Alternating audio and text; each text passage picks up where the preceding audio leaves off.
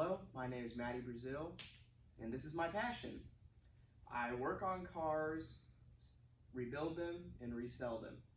This is my shop, and I'm currently working on a 1972 El Camino, which is a full restoration build, which is, this car is mine. And I am also, as we see here, working on a 1979 Pontiac Formula Firebird. And this is something I'm selling.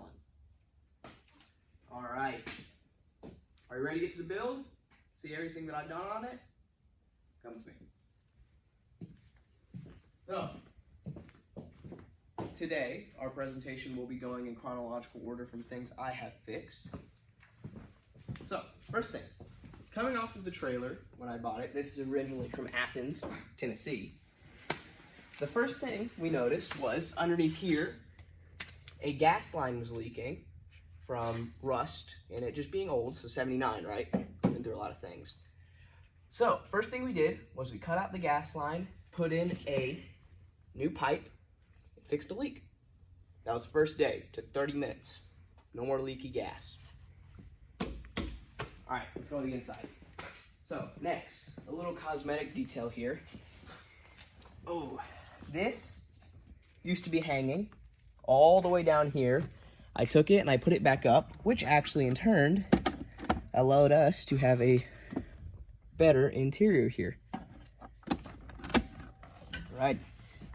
Oh, and as we can see about the car, all red except the headliner. Headliner's black, which let me get a good video of that right there. The car is all red. Can really give you that good sporty interior. Although red, but not uncomfortably red, right? Whenever you look at the outside of the car, it's real flashy, but the inside, down, right? It's not hard to look at. Let's go around to the other side. Of course, we have original lining here, original name on the doors, original rims and tires, right? Original hood scoops. Original lights, original naming right here as well. Come here, get a close-up of this. Original naming right here. Let's see, what else? Again, original tires and everything. Original door handles. Original mirrors. Now, I will say, please, come over here. Look at this door. Something that isn't original, which me, as a boy, I really like this. Speakers. These are non-original speakers. High-quality Bose speakers. Now we can also look over here in the top windshield. New Pioneer speakers as well, right? I'll come over here to the interior and I'll show you some. All right, so I'll show you everything that I did in the cockpit here. So, first thing I did was that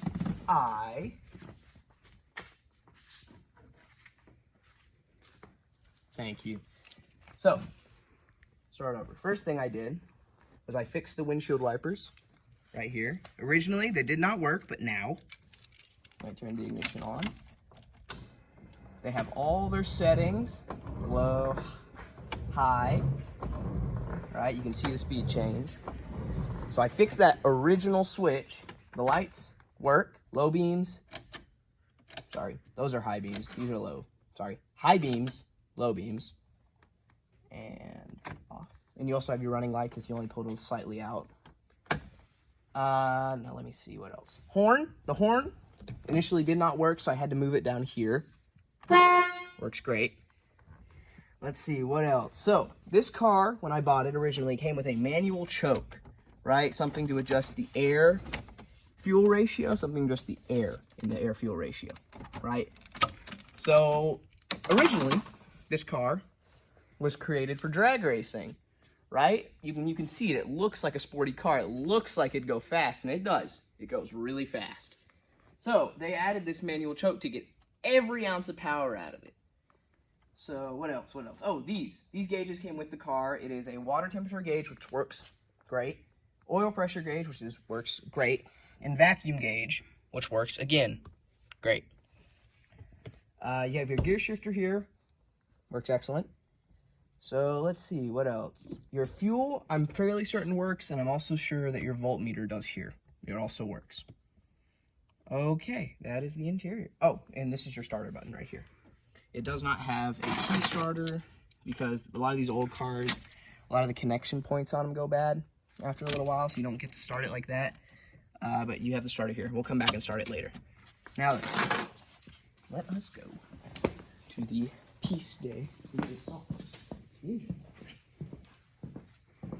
So, I have done more than a couple things on this engine here. So, as you can see, beautiful engine. This is a 400 Pontiac, right? Not a 350, not a 301, a 400. Big block. So, it moved all of its racing, all of its drag racing stuff, its fuel filter right here, right? So, first thing we did with the engine is that I took and I put this overflow coolant valve on it here. So that way, if there's too much coolant, if it's running too hot, the coolant, will expand and it'll push out. And in a lot of engines, if you don't have this, it'll expand, it'll break your radiator, it's terrible, right? So what I did is I added this, which is an overflow system where if you have too much, it pushes the coolant out here and throws it down there. Great. Second thing, which a couple of you might have already noticed here, is you have this oil movement kit, right? And I had a lot of issues with this, the original guy who put it on. So down there, where your oil filter is usually supposed to be on the bottom block of your engine, there is a kit that moves it up here, right? You got your two pipes and now your oil filter's right here. So I had an issue for a while with an oil leak coming from that area. I spent a lot of time and a lot of effort figuring out why, where, how much it was leaking. I eventually figured it out, and now there is no more oil leak, right? No oil, no gasoline are leaking from this vehicle. No coolant is leaking from this vehicle, unless, it overflows, and in that case it's supposed to. Right, you got your Edelbrock air filter right here. Let's see under it. Look at this carburetor right here. I got some interesting facts about the carburetor too. So, initially when I got it, its idle was set way too high. So it would die all the time because it would just take fuel and air, and it would be too much for it if it was just sitting, right? So I adjusted that, can't see it, the nozzle here. I also adjusted the air-fuel ratio here and here, again, to keep it from running so heavy and dense. Again, initially when we got it, it was too much fuel, too much air, it would stink and it would just kill fuel. I mean, its gas mileage isn't great already, but that probably made it even worse. So that is all fixed now. I also checked all of the spark plugs to make sure all of them were in working order and working well. They are. They're great. So that's the main things in the engine. Oh, I also checked the brake fluid and everything. Brakes are bled and everything correctly. Let's see what else. That is it. Oh, also this is custom, and I think this is great. Look at this. This is very cool. The guy I bought it from added this Firebird emblem on the fan hood here, and I think that is very cool. Okay. Let me screw this back on really quick. Sorry, excuse me here. And after this, I will consult my notepad, and we will see if there's anything else we need to look at, and if not, we'll start it up. There we go.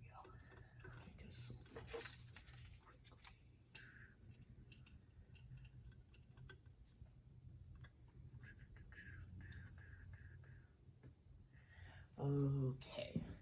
Couple. We can do one. So, the hood alignment on this side and on that side used to be real messed up, but I fixed that. So now it's aligned well and looks good with all the lines of the car. If you wouldn't mind coming over here to the rear, this way, that would be great. I also replaced all of the brake lights on the rear. So, although you can't tell right now because it's not on, but all the brake lights are replaced and they all work. That is it for my introductory tour. So now, I would like to show y'all It's running. You want to see it running? I do.